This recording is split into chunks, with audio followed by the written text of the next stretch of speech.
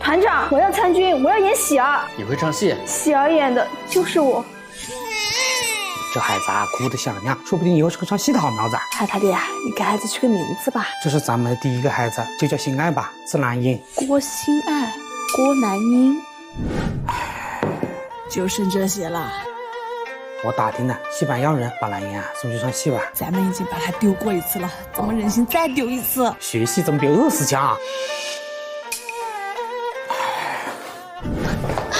妈，你别扔下我，你已经丢过一次了，饿死我也要跟着你。妈，团长，求你收下我。准了，加入文工团，把活下去的勇气传递下去。